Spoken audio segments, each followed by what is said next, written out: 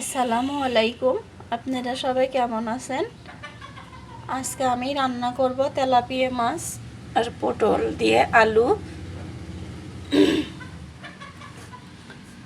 এখানে মাছের পেঁয়াজ কাঁচামরিচ কেটে নিয়েছি।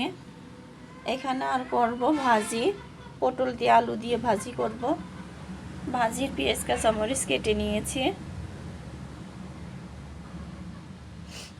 এই হলো আজকে আমার দুপুরের রান্না।